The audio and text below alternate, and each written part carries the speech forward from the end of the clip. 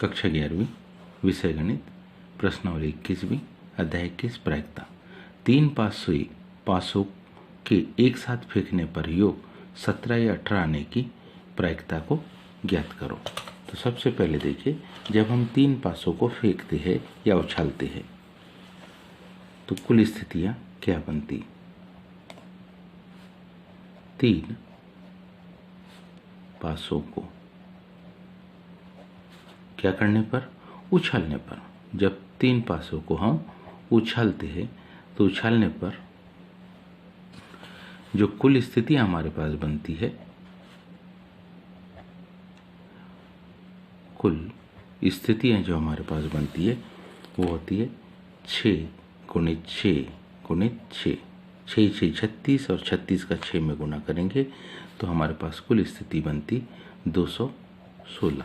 हम लिख सकते हैं अतः नंबर ऑफ एस, टोटल समष्टि समुच्चय के अवयव कितने होंगे, 216। अब क्या, योग 17 आने की स्थिति। पासों को जब उछाल रहे हैं तो इनका योग कितना, 17 आने की अनुकूल स्थिति। 17 आने की कौन सी अनुकूल स्थितियां। तो 17 आने की अनुकूल स्थितियां हमारे पास जो होगी उसे हम लिख रहे हैं। वो हमारे पास मान लो पहले पासे पर 6, दूसरे पर भी 6, तीसरे पर 5, तीनों का योग 17। पहले पासे पर 6, दूसरे पर 5, तीसरे पर 6, योग 17। तीसरे पर स्थिति पहले पर 5, दूसरे पासे पर 6, तीसरे पर 6, यानी क्या हो गई, ये हमारे पास हो गई नंबर ऑफ ई बराबरी से कितने, 3 स्थिति हमारे अनुकूल है। इसलिए योग क्या, 17 आने की प्रायिकता।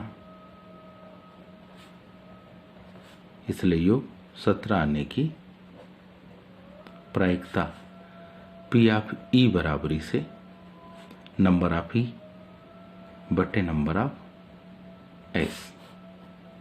पी ऑफ ई बराबरी से नंबर ऑफ ई हमारे पास है 3 बटे 216। 3 से 216 को हम अब योग कितना, योग 18 आने की अनुकूल स्थितियां। योग 18 आने की यदि हम अनुकूल स्थितियां देखें तो वो हमारे पास एकमात्र स्थिति होती है। कौन सी, कि पहले पासे पर भी 6 आए, दूसरे पर भी 6 और तीसरे पर भी 6। कहने का मतलब है कि यदि इसको अपन इवन कह दे, इसको क्या कह दे अपन, इवन कह दे, तो इसको कह दे नंबर ऑफ E2 बराबरी से कितना, 1। इसलिए योग कितना, 18 आने की प्रायिकता। इसलिए योग 18 आने की जब हम प्रायिकता निकालेंगे तो 18 आने की प्रायिकता हमारे पास होगी पी ऑफ E2 बराबरी से नंबर ऑफ E2 बटे नंबर ऑफ एस। अनुकूल स्थिति हमारे पास केवल 1 है 18 आने की, और कुल स्थिति हमारे पास 216 है। अब क्योंकि प्रश्न में कहा था क्या, एक साथ फेंकने पर योग 17 या 18 आने की प्रायिकता, तो 17 आने की प्रायिकता पी ऑफ E1 3 बटे 216, 18 आने की प्रायिकता पी ऑफ E2 बराबर से 1 बटे 216, दोनों का योग हो जाएगा। अतः हम लिख सकते हैं अतः 17 या 18 का योग आने की प्रायिकता, 17 या 18 का योग आने की क्या प्रायिकता। अभी से देखेंगे तो 17 आने की प्रायिकता हमारे पास थी पी ऑफ E1 18 आने की प्रायिकता हमारे पास थी पी ऑफ ई2।